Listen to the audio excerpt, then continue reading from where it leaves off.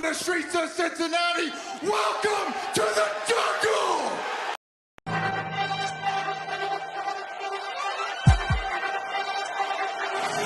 Let's go. Stripes, stripes, stripes, stripes, stripes, stripes, yeah. Stripes, stripes, stripes, yeah. Stripes, stripes, stripes, yeah. Orange in the day, black in the night. Stripes in our veins, sparks gonna fly. The beast is awake, orange, black and white. Cause when the jungle come alive, day we ignite and Cincinnati, we gon' rise and in the jungle we unite and dripping orange and black and white. Day when we fight, live and die in these stripes. Wake up the beast, every game day is a feast. Time to bust it off the leash. In the jungle dripping heat, tigers stripe the city streets. East side stand up, west side stand up. If you reppin' day, time to put your hands up. Single stripes, we in it. New day, new age, yeah, we get it. Cincinnati jungle fitted. Day in our house, we win it. Orange and black and white, we build it. Earn our stripes, you know we kill it. Bleed our colors, jungle dripping. Nasty, natty, yeah, we live it. Lit the crowd, get the city loud. Yeah, we feasting now. Fit the pounce, make the city howl. Now we beastin' now. Thunder through the tunnel, from the sideline to the huddle. Stripes we tatted on the jungle when we flex that they muscle on them. Stripes, Cincinnati, we gon' rise and in the jungle we unite and dripping orange and black and white. Day when we fight, live and die in these stripes. Stripes. Now who gotta move like it on? Stripes. Now who wanna move crossing on? Stripes. Now who wanna move on? If you got stripes and you let the city know you rock 'em, yeah we got 'em, yeah we fought 'em. Like that black and orange upon 'em, bingo bottle, never stop it till the beast of beast and know who they rockin' with the diamond stripes, flossing on the ring. Cincinnati, she's our queen, we gon' show the world who king.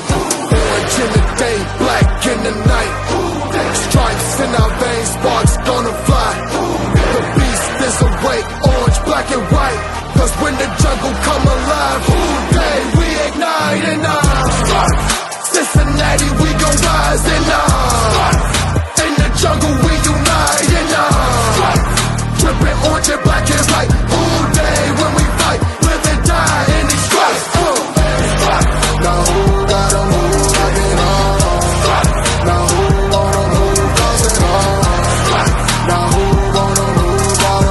Day when we fight, live and die in these stripes. Hey guys, what's going on? Welcome to the show. This is Sports with Strawberry Ice. I'm your host, the Iceman, Jeff Trunapole.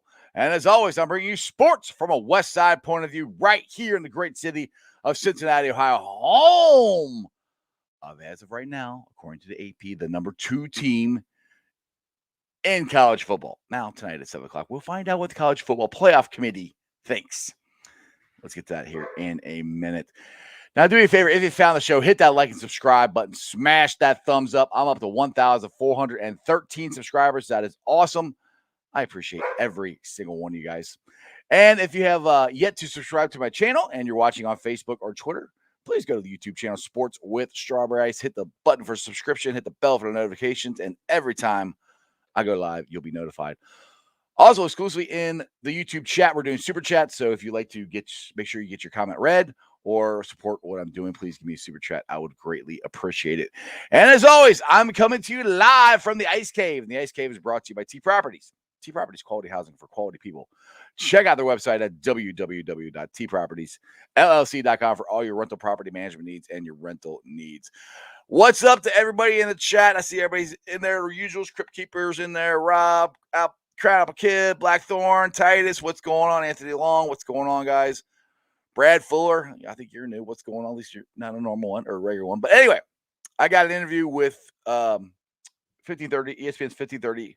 Mo Egger. I recorded that earlier today, but let's get to the news of the day. And Bengals, the trade deadline has came and went, and they didn't do anything, which I don't really think is a big surprise to me anyway. But I know a lot of people in the chat are talking Bearcats. Where are they going to be ranked at? What is the College Football Playoff Committee going to be? And Crypt says, Iceman, if we're not number 2 or 3 tonight, if we're 4 or 5, we're in trouble. Yes, and that's honestly, that's where I think we're going to be at. We're at 4 or 5. I hope I'm wrong, but I just don't see them putting us up at 2. If we had curb stomped, boat raced, however you want to call it, Navy and Tulsa, then yes, I think we'd be at number 2, but we didn't. Blackthorn, what's up? Anthony is at the same time. I'm so going to bounce back and forth between. Oh, I guess you're going between me. You're going between me and Anthony. I got you, Anthony, my boy.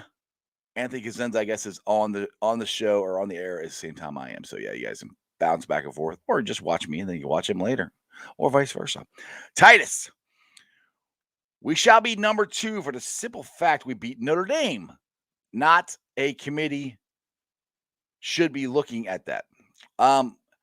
Yeah, and Notre Dame has not lost a game since we beat them. So yeah, I agree with you. I got PTSD for being a Bearcat fan for years and for what they did to us last year. I'm praying they'll put us at 2. I don't see it. I mean, Ohio State handled Penn State. I know they have a loss to Oregon. I will have a problem, and Mo Egger will talk about this later in the show when I play the interview. I will have a problem if they put Oklahoma above us because they had trouble with Kansas. Yes, they won, but they had trouble with them. So we'll see. It's comparable. Cincinnati and Oklahoma, but it's out of our hands. It's out of UC's hands.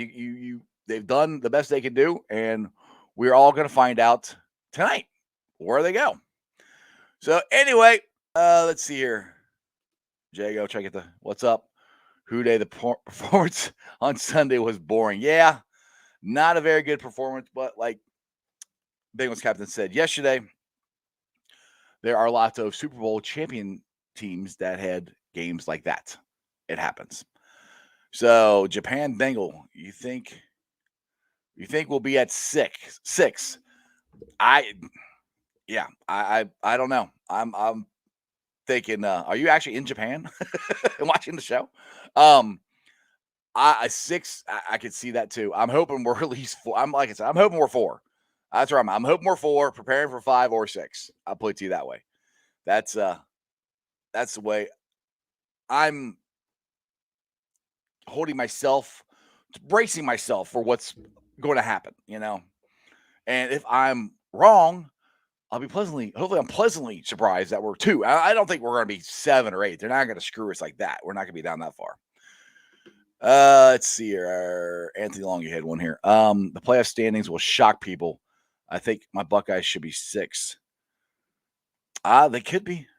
You could be 6. I don't know. Titus said you need a younger college football committee.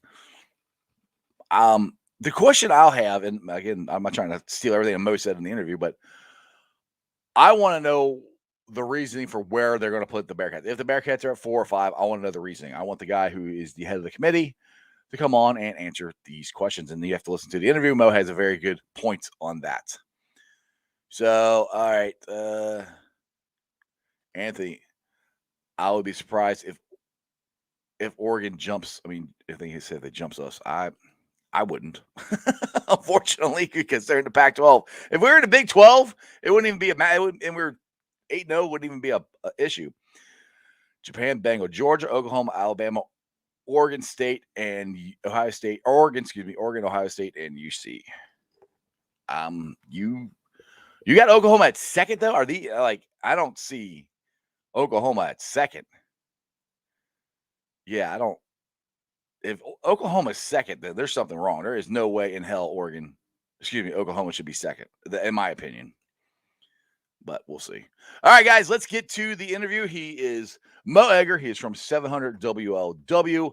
He's on ESPN 1530, and he's a Bearcat and a Bengals fan.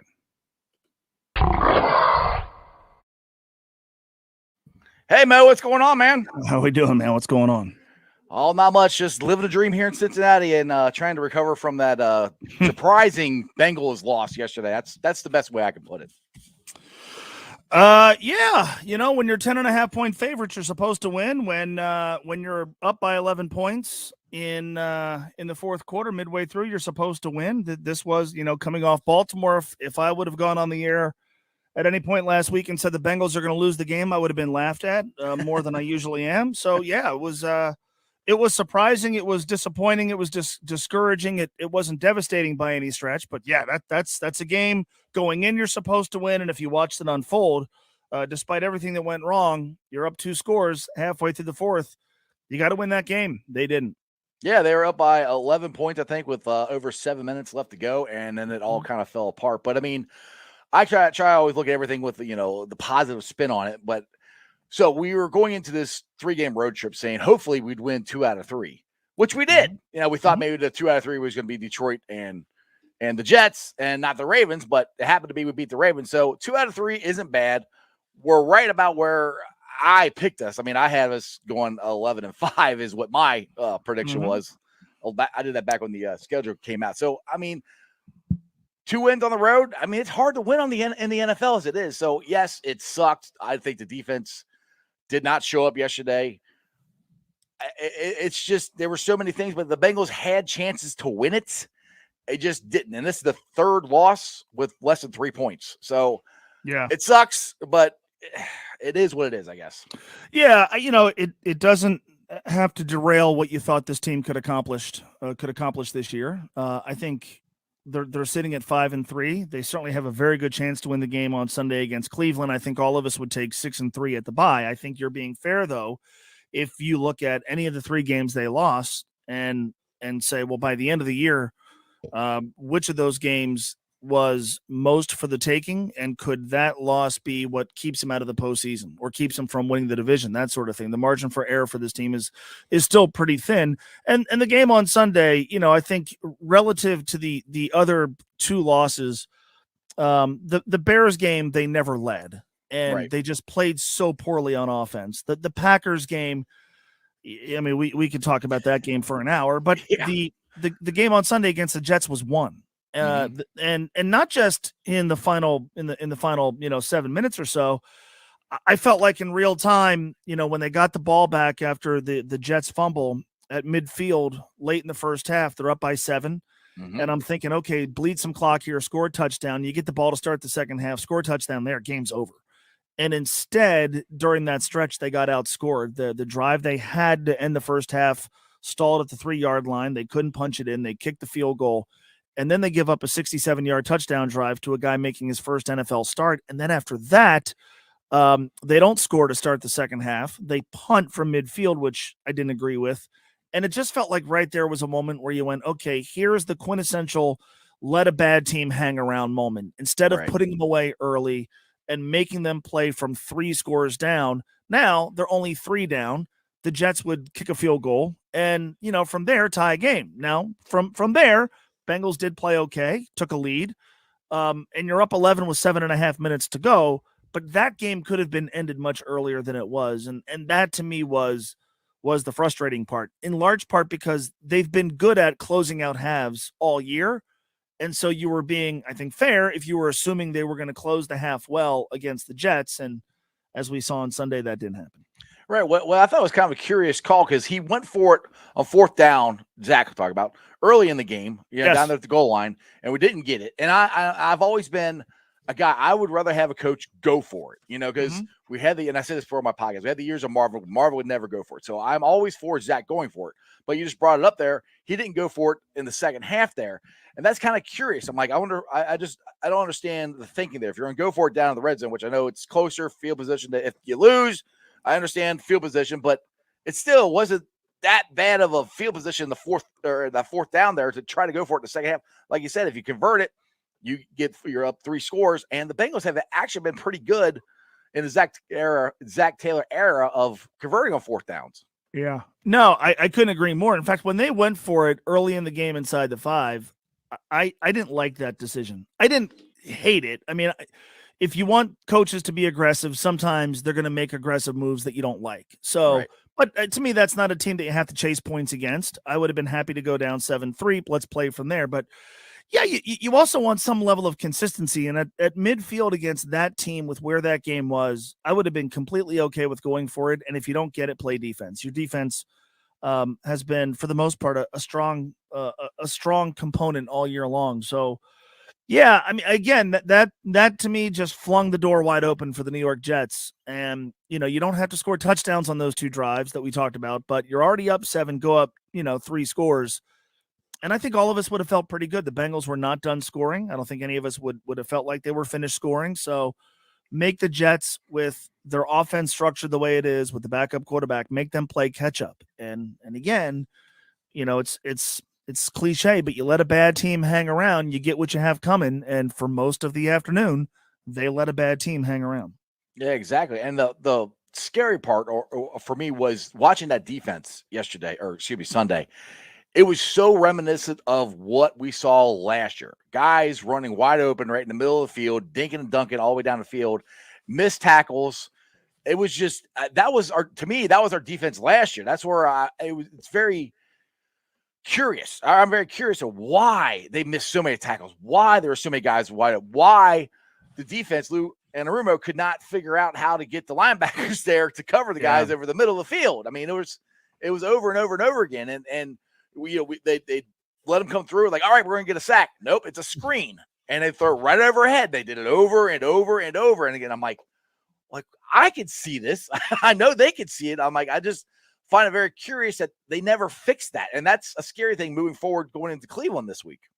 Yeah, the tackling, bad tackling tends to be anecdotal. That hadn't been a problem for this team the first 7 games. So I'll take what we saw Sunday as a one-off. On one day, they didn't tackle well. It was frustrating. I'm going to assume that gets rectified. I think you also have to give Mike White credit, because I don't know that the New York Jets changed up their scheme. I think Mike White did a better job of getting rid of the football quickly. But it did seem to me like the Bengals just never really made him uncomfortable. When you have a guy making his first NFL start and he completes his first 11 passes, you're not doing anything to disrupt him. And so what happens? He gains confidence. And I think that confidence paid off at the end of the game. You could feel, you could sense as the first half was unfolding that he was getting some sort of rhythm, and he didn't play perfect by any stretch, but that he was getting some sort of rhythm. And all right, this is I can do this. This is easy, that sort of thing. It looked to me like the plan on defense was to keep everything in front of him and make tackles. Well, you mentioned the one part they didn't do was make tackles, but again, you got to make a rookie quarterback uncomfortable, and you could throw different looks at him that you can't maybe at and he's not a rookie technically, I guess, but a guy making his first NFL start. Right. They didn't really look like they did much to throw anything at him that, again, made him just mentally uncomfortable, much less physically uncomfortable. And I think they paid the price for it.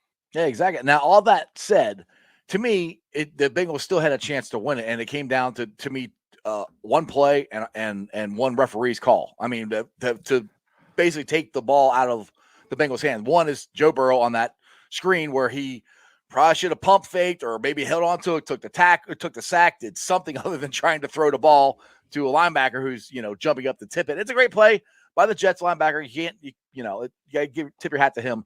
But then the other thing is that call on Mike Hilton.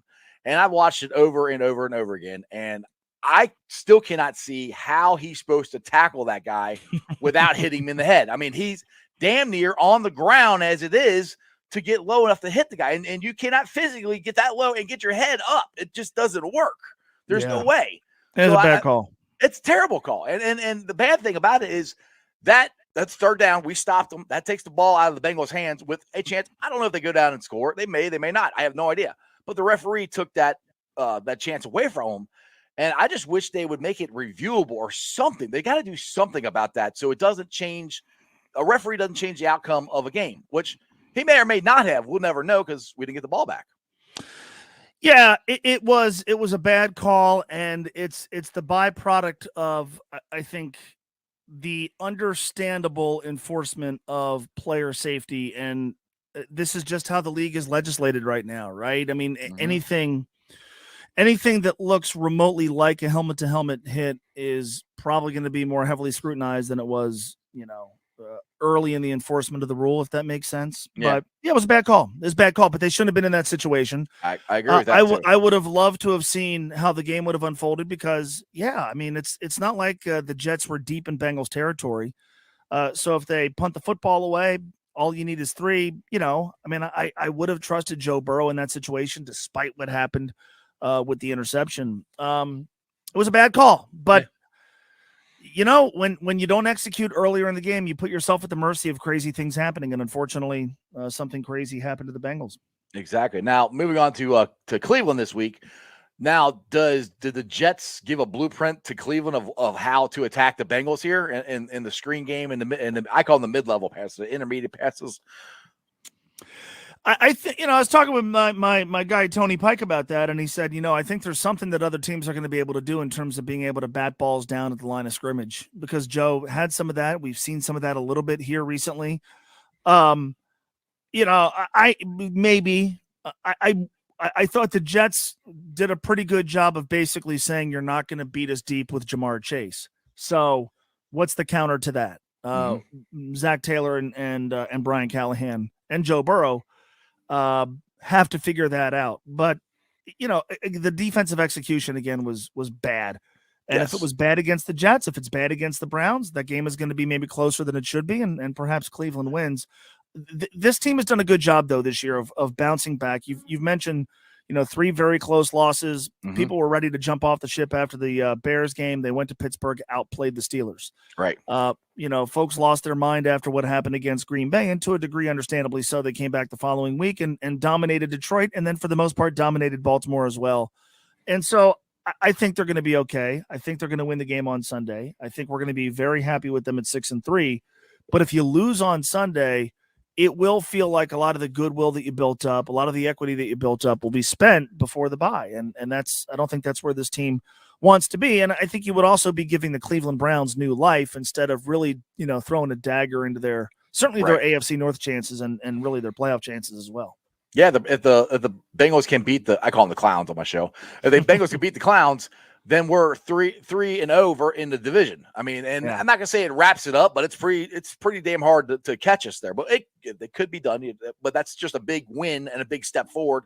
And like you said, it's just stepping on the Clowns' throat, and they have no shot of getting this division, and the division would run through Cincinnati. So it's a huge game coming up, and the Bengals, and you are correct, they've done a great job of bouncing back and not getting too high or not getting too low. So I do think that they will have a good game. I think it's going to be close. I mean, either way they go, it's going to be a close game. It's going to be AFC North divisional game.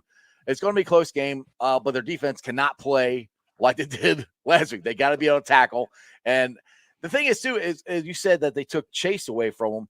Didn't the Ravens, didn't the Ratbirds, didn't they kind of do that last week, too? And that's where Chase didn't have a deep shot at per se, but he had more yards after the catch that last week. Yeah, the Bengals adjusted what they were doing with Jamar Chase, and they threw it to him short, and he racked up a lot of yards after the catch, and we didn't see that as much. They emphasized throwing the ball to T. Higgins, which is fine, but they seemingly didn't adjust to what the Jets were trying to do with Jamar Chase, and that was interesting given the fact that they did such a good job of finding ways to use Jamar in ways that didn't just involve him running, streak routes down the field.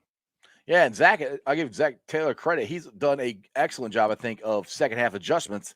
And I don't think he did as good a job this past game of making adjustments to what they were doing. We just kept trying to do the same thing, and it wasn't working. Let's hope they make some adjustments going into Cleveland. But we have some big stuff coming up tonight. The University of Cincinnati Bearcat football team hopefully will be ranked in the top 4. I will be absolutely shocked if they've put us at 2, to be honest. I will be. I'm thinking if we're in it, we're going to be 4. What's your thoughts? I could not agree more. I think they have very little chance of being ranked 2. I don't think they're going to be ranked 3. I think they've got a shot at being ranked 4. My guess is 5. I guess what I'm looking for more than anything is where they are in relation to Oklahoma. Because to me, if they're ranked below Oklahoma, the committee is telling you they have no chance. Because if you look at the side-by-side resumes of Cincinnati and Oklahoma, first of all, they have a comparison point. It's Tulane. The Bearcats did not play great against Tulane and maybe didn't win the game by as many points as they should. but they won it by 3 scores. Oklahoma beat them by 5. Right. Oklahoma does not have a win as good as Notre Dame. They have struggled against bad teams like Kansas this year. If you want to tell me you're going to rank Alabama higher, fine. If you want to tell me you want to rank Ohio State higher, fine. If you want to tell me that right now you want to rank Michigan State higher, okay. And look, I think Oregon has what might be considered the best win in college football this year, which is a win at Ohio State. That's not going to bother me too much either. But if you want to tell me that Oklahoma has a better resume than Cincinnati, it's just not true. Right. And yet, understanding how this system works, I don't think anybody would be surprised if the Sooners are ranked ahead of the Bearcats. So my guess is they're 5, but it goes without saying it's not the ranking that matters the most. I'm a little bit more into the football part of this because the Bearcats haven't played well the last couple of weeks. That's I'm also the part interested. that worries me. Yeah, I'm interested in what impact that has on what the committee does. The guy in charge of the committee is the Iowa athletic director. His name is Gary Barta. And frankly, I thought he did a very poor job of articulating certain things last year, like why they love Florida so much, a 3-loss Florida team. I don't think he did a very good job of articulating some of the questions or some of the answers to the questions that people had last year. So I'm interested in, is he going to be asked if Cincinnati would have throttled Navy and if they would have just absolutely curb stomped Tulane, would their ranking be higher? Are they being punished because they, quote, narrowly beat those teams? Again, they beat Tulane by 19 points. That game was never really in doubt. Are they being punished because they didn't whack those teams? And if so, is it being used against Oklahoma that they didn't whack Kansas? Is it being used against Ohio State that they didn't whack Tulane? I'm interested in the answers to those questions. I won't be surprised if Cincinnati is number 4. Look, clearly there's a lot of people around the country who have seen fit to keep Cincinnati in the top 4. I know those polls have nothing to do with determining who's going to be in the college football playoff, but it's reasonable to say that if these folks think Cincinnati is the second best team in the country, then these folks could obviously consider ranking Cincinnati number 2. Again, they're outside of Power 5. It's interesting to me that since Alabama lost, we seem to just not really want to even talk about the fact that Alabama lost. In this system, winning and losing only matters so much. You know, I hear from people all the time, and I'm sure you do too. They say, well, look, it's just Cincinnati would get throttled by Alabama. Okay, I hate that. Well, fine, good, yeah. fine, maybe. And Maybe, look, yeah. would the Crimson Tide be favored? 100%. Oh, absolutely. And if they played on a neutral field, you're probably smart to bet on Alabama. But at what point does that argument go out the window? Like, if you want to make that argument when Alabama has 1 loss and Cincinnati has none, okay. But what if they have 2 losses? Right. What if they have 3? The frustrating thing I have, and it's the frustration that I have, is that it seems like winning and losing doesn't matter, right? So you could objectively say that Alabama, even with 4 losses, would be favored ahead of UC. Well, okay, does that mean we're going to let Alabama go 8-4 in the regular season, not compete for a conference championship, and still keep them ahead of UC? And we would apply the same thing to Ohio State. At what point do the losses start to matter for schools that are typically in the college football playoff? And if the answer is, well, they don't, then why are we playing these games?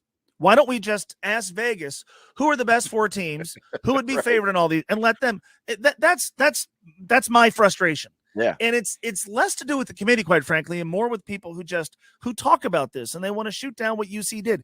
The Notre Dame win. Notre Dame has not lost since playing Cincinnati. Are they a great team? No, but UC did go there and took a team that's probably going to be ranked in the top 10 tonight and thoroughly beat them. Their win expectancy percentage after that game was 99%. It wasn't fluky. They went in and dominated Notre Dame. And as soon as that happened, it doesn't get positioned as what a great win for UC. It gets positioned as Notre Dame's not that good. All right, well, then tell me who the good teams are and how do you get to play them? Because if Notre Dame's not good, in a year where they've lost 1 time, in a year where they've been ranked in the top 15 all season long, in a year where they're probably going to be ranked in the top 10 of the college football playoff rankings, then why should they have played the game? Right, exactly. And they also snapped Notre Dame's 22-game home winning streak too. And one thing that Joe Danman, well, he was on my show last week, he kind of brought up too, as far as the college football committee goes, is they're human. It's not robots doing it. And I thought this was a kind of a good point. In the back of their mind, are they going to think, are we really going to screw this team 2 years in a row? They want.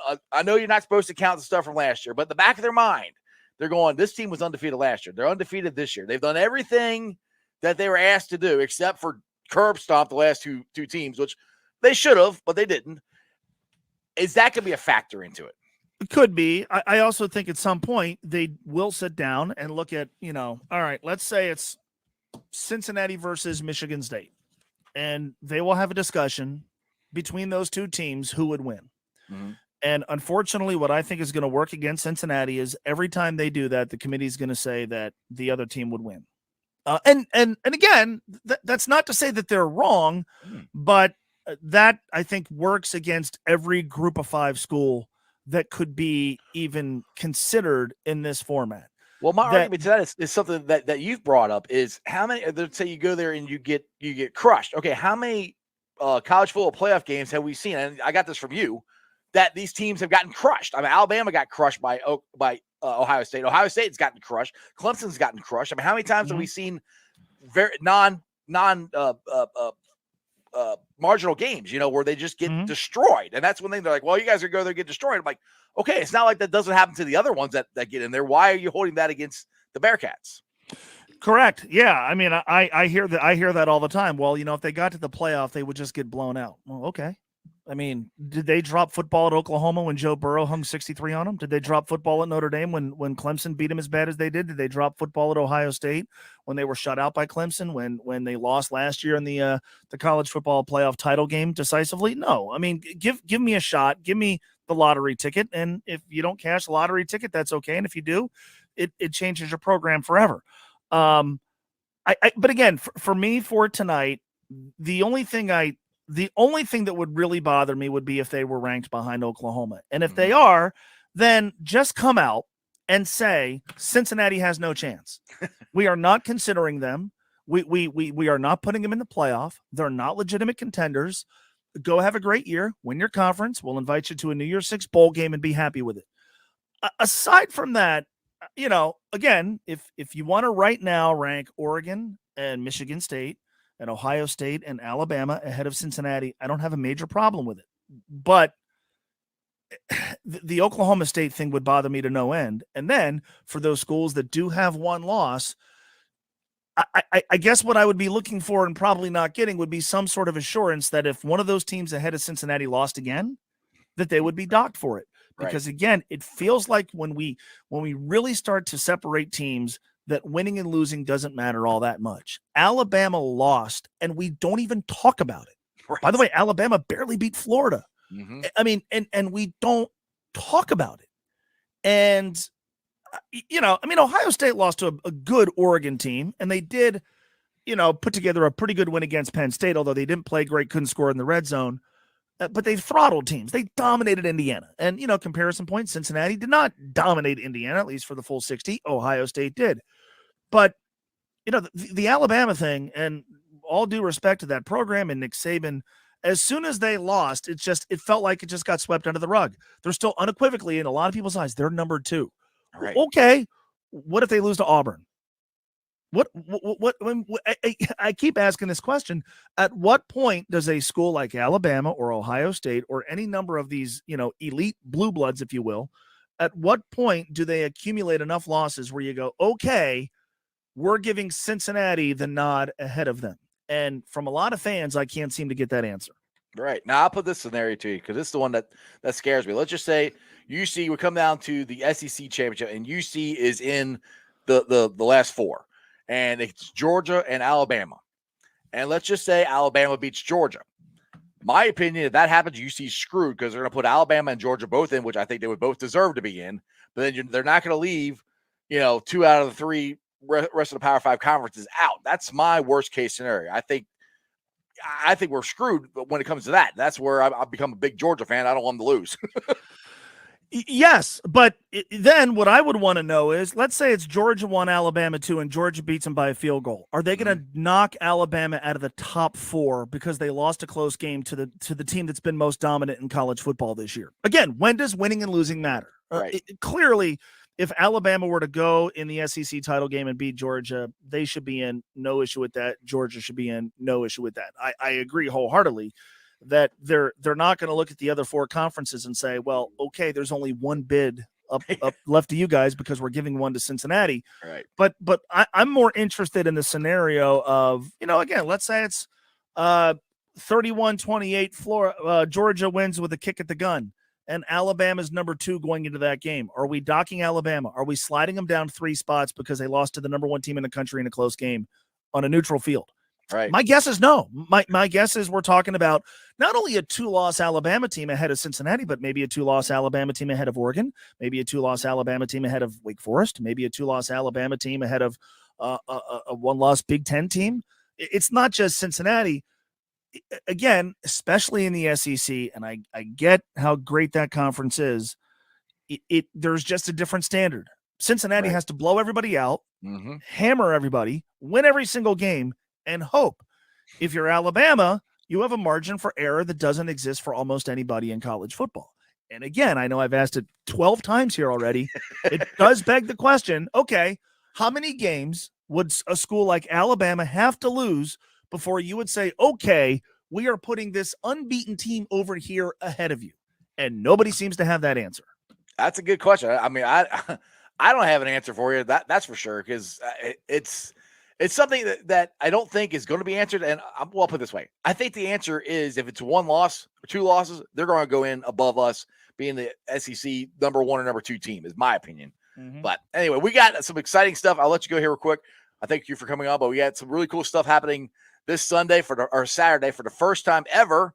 ESPN's College Game Day will be live from Nippert Stadium. Now, everybody keeps wondering, who's going to be the guest picker? Is it going to be Mo Egger? Mo Egger going to be the celebrity guest picker? No, they can't pay me enough. You got any guesses who it might be? My guess is completely uneducated that it's going to be Jerry Springer or somebody who has nothing to do with Cincinnati. Just and look, there are stars at a certain level that you would go, okay, I don't care if that person's from here or not. It's cool to have them. I have a weird feeling that they're going to go the Jerry Springer route or Nick Lachey. No, I mean, he always represents Cincinnati. he seems like an extraordinarily nice guy, and he's had a good career, and I'm a big fan of his wife. But I think there's people who, they know Nick Lachey's famous, but they can't say why. Like, he's famous for being famous at this point. Right. I feel like we can do better than more famous than Nick Lachey. And by the way, for years he was a USC football fan. So, I mean, I have a weird feeling, and this is completely uneducated, but that they're going to go the Jerry Springer route. That wouldn't surprise me. I mean, I had a couple people, I asked a question on Twitter, and a couple people said Big O, which I don't know if his health is so good right now. I said Travis Kelce, but he's got a game on Sunday, so I kind of doubt that. And then I thought this one would be really interesting, but I seriously doubt it's going to happen. Would be Bob Huggins. That would be an interesting one. Yeah, you can't have a coach from another school be your guest picker. And Hugs did it when West Virginia played Alabama. Hugs was the celebrity picker in Morgantown. Yeah, I mean, I love Hugs, but you can't have a coach from another school be the guest picker at your school. That you can't do that. Well, either way, it's going to be a lot of fun. I plan on being down there. I don't have tickets, but I'm going to at least go down and tailgate and enjoy the festivities and go to a bar or go to my house and finish watching the game. But Mo, I appreciate you coming on. I know you are live every day from 3 to 6. Yep. What else you got going on that you want to share? That's about it. Just follow me on Twitter at Mo Egger. Sounds good. Thanks, Mo. Appreciate it. All right, man. You got it. All right, guys. I hope you enjoyed that. That was a recorded interview from earlier this morning with 1530 ESPN's 1530 Mo Egger. Had some pretty good guesses there on the guest picker, and I actually like this one, Matthew. You said Kenyon Martin. I think that would be phenomenal to get Kenyon in here to be the guest picker. That would be cool. And then yes, you said Joe Burrow. That'd be cool too, but I kind of doubt that he's going to be here because of, he's got a game. So we'll see. Doug. Thanks, Doug. Thanks. I appreciate that, man. So we got about 20 minutes I think about 45 minutes till the college football ranking show starts. And you guys have a lot of good comments and stuff on here that I would like to get to, starting with yes here. Expanding the playoffs won't matter if they just keep overvaluing Power 5 schools and pushing down the group of 5 schools. 12-team playoff just means a 4-loss Auburn gets in over a 0-loss Cincinnati. I don't know. I don't know about that. If it's a 12-team, which I don't see them ever doing a 12-team playoff. I just think that's just too many teams, too many games. I don't, that one's a bit high. I could see them going 6 or 8. But I don't necessarily buy into that to where they would just put in more SEC. I think they're going to get more Power 5 schools in regardless if you have 12 teams. But you're going to have to put some of the Power 5 guys in there because there would be no point in doing it otherwise, I think. So that's just my thoughts on that. That'd be a good one. George Clooney, that would be a good one. To get him as a guest picker. That would work. But he's a Kentucky fan, so I'm not really sure. I'm not sure how that would work. Royal Flush Terry. 8 teams. Yeah, that's where I'm at. 8 teams seems reasonable. I agree with him on that. That's where I think it's going to go. I don't really think it's going to expand any more than that, but we'll see. Anthony, top 25 first gets a first round bye. Oh, on the 12. Yeah, it could, but I just don't see them doing 12. I just when would they do it? I mean, that was one of the things that they couldn't do the expanded playoffs because we don't have time. These kids have to go to school and all that stuff. So I don't know. 8, I think 8 is more doable, I think. Doug, you see the need to make it in will give you the bigger publicity in the college football today for everybody to be rooting for the underdog team. Yeah, I hope. UC, not. It does that when you say UC. It spells it out, UC.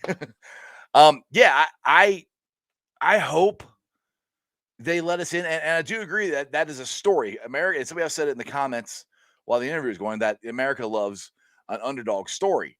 And there will be a lot of people in this country getting behind the Bearcats to win this thing because of that, because they're all sick of everybody's sick. If you're not a fan of a Power 5 school, you're sick of it as much as I am. Now, come back to me in 2 years when UC is in the Big 12, and it might be a different story. But I'll probably still be like, you got to let these Power 5 schools in because I know what it's like. I know what it was like trying to get in there. So we'll see. Yes. 8 teams, all Power 5 champions, and the best group of 5 champion and 2 wild card. Yes, that's exactly what I've kind of said, because that's, to me, that's a perfect way to do it, I think, to make the Power 5 schools, their champion is in. So their season counts. It does. Then you have the best group of 5 and then 2 wild cards from there. I think that works out perfectly. And that's the way I think the rules should be. If you set it up for 8 teams, the winner of, and you would count. Now, somebody was telling me they would get, my neighbor, we were talking about this, and he said, well, they would just get rid of the championship games. Well, that's the point. You would go to the championship game. You have to win the championship game. Those would count. So your school, even if you're a group of 5 school, has to have a championship game, I think. And then the winner of that would go. So you still have to have a great season to get to the championship game of your conference. And the best 2 teams out of that, winner of that, for especially for Power 5, goes to the college football playoffs. And then the best out of the group of 5 and then 2 wild cards, I think that works out really well. Let's see here. Anthony. Oklahoma loses and Bama loses again. You guys should be in. Yeah, you would think so. Yeah. I mean, that's why I'm a big Georgia fan. I mean, because I'm pretty sure Alabama and Georgia are going to be in the SEC championship game. Now, the thing is, if Oklahoma loses and they put us in over Oklahoma, but I'm telling you, if Alabama beats Georgia that's where we're screwed. They're going to put 2 SEC teams in, and they're not going to leave two other of the Power 5 school conferences out. Like, they're not going to go, okay, well, UC's in, but the winner of the Big 12 or the Big 10 and the Pac-12, two of you guys aren't in. That's not going to happen. So that's where Georgia, you got to win out. Let's see here. Doug, it would be nice just to win one playoff game. Yeah, Bengals or Bearcats. It would be nice to win a playoff game. Yes, I agree with you, Doug. Terry, if Cincinnati makes the college football playoffs, does a non-Power 5 school still get a New Year's Day game? Will they give Coastal Carolina a Fiesta Bowl appearance? I would assume so, Terry. Money-wise, yes. If they put us into the playoff, then yes, a Power 5 school is going to get a New Year's Eve game. They're not going to take that away. It's too much money. Let's see here.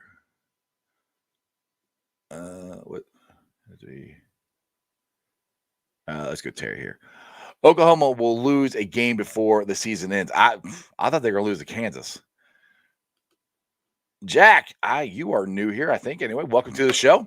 You're on Facebook there. If you could do me a favor, go to the YouTube channel, Sports with Strawberry Ice. Hit the subscription button, hit the bell for notifications.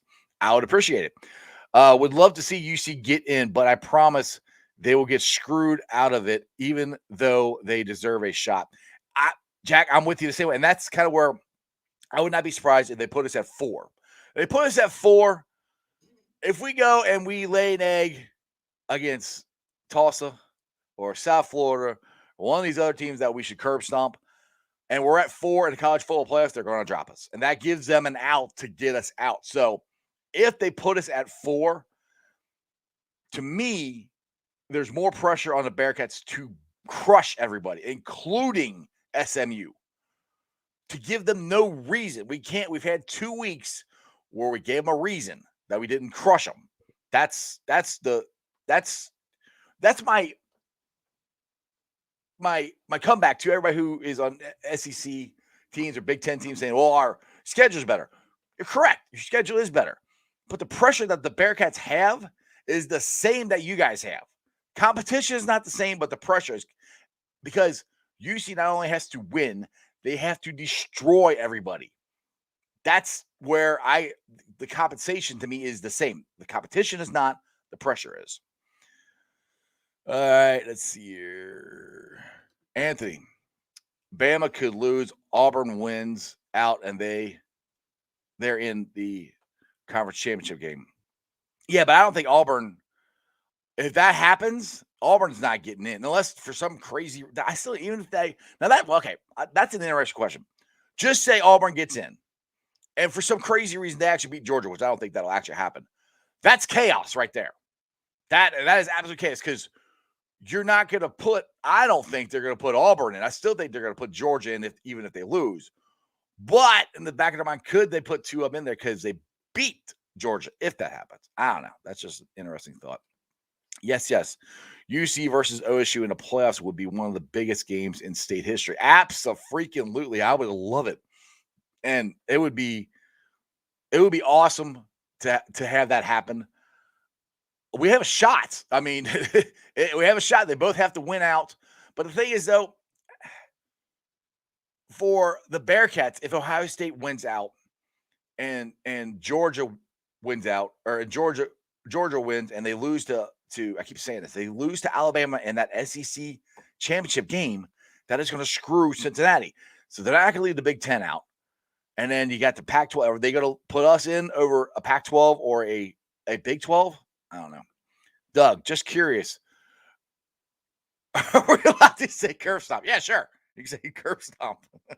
Yeah, curve stomp them, baby. Bama would be knocked out for good. Oh, you saying if Auburn's in? Yeah, I think so. All right, Crip, how about the cornhole champion Urban Meyer as a guest speaker? I do not think Urban Meyer is going to be the guest picker for game day. Anthony Long. Auburn played and lost to Georgia earlier this season. Right, but that's what I'm saying. I mean, if they, for some crazy reason, if they go and they beat Georgia, I still think, not more I'm talking about, I still think Georgia gets in if they're playing Auburn, and it might not be as much chaos as I think. Stump. Anyway, guys, it's about 6:19. I appreciate you guys coming in, commenting on the show. And actually, as Blackthorn calls you guys, the comment, I think he calls them the comment crew. So we got the Bengals Bridge crew, which is me on the bridge. We got the comment crew. We got Jackpot Joey Burrow. We're getting all kinds of names here. We got Larry Obi-Wan Ginjobi. Get all kinds of names here. All right, let me thank the Facebook groups that let me live stream, and I appreciate every single one of them. They are Houday Nation, Houday Legion, Bearcat Ruckus, Bearcat Country, Cincinnati Reds, riding third, heading for home, the Ohio State Bucknuts, the Ice Bar. And then you can follow me on all my social media platforms, all under Sports with Strawberry Ice. I'm on Facebook, Instagram, Twitter, and TikTok. Twitter handle is at Jeff A. Trunapole. TikTok is at Iceman90. I'll be pulling off the sound later on tonight. If you want to listen to the interview with Mo Egger again or anything that we talked about and you don't want to sit and watch it for an hour, check out the podcast. Please download it, rate it, like it, review it, give it a 5-star review. Leave a comment so more Cincinnati fans can find it. It's on BeanPod, Apple iTunes, Spotify, Google Play, Stitcher, pretty much wherever you get your podcast. I would greatly appreciate it because the podcast is actually getting a lot of views now. So keep doing it, people. It's awesome. YouTubers, we're at 1,413 subscribers. As always, I appreciate every single one of you guys. Tell your friends, tell your neighbors about Sports with Strawberry Ice. My goal is I'm trying to get to 2,000 subscribers by the time the Super Bowl rolls around. When the Bengals are in the Super Bowl, which I'm talking this year. This year's Super Bowl. I'd like to get to 2,000 subscribers. It would be great if you could help me out. And as my boy, Jeremy Dimebag These Nuts always says, remember one thing and one thing only, especially this week. You don't live in Cleveland. You live in Cincinnati, so act like it. Houday! We're going to beat those clowns, right, Chris? Beat the clowns. There you go. Go watch College Football Playoff tonight show, or College Football Playoff show tonight. Hopefully the Bearcats will be at 4. Hell, I hope they're at 2. I'm not holding my breath on that one. Hopefully they're at 4. And the Bearcats have just got to go and crush everybody. Crush everybody. Other than that, I'll see you guys tomorrow. And that's just sports, baby. See ya!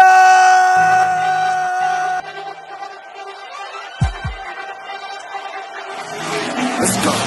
Stripes, stripes, stripes, stripes, stripes, stripes, yeah. Stripes, stripes, stripes, yeah. Stripes, stripes, stripes, yeah. Orange in the day, black in the night. Stripes in our veins, sparks gonna fly. The beast is awake, orange, black and white. Cause when the jungle come alive, Houday, we ignite and stripes.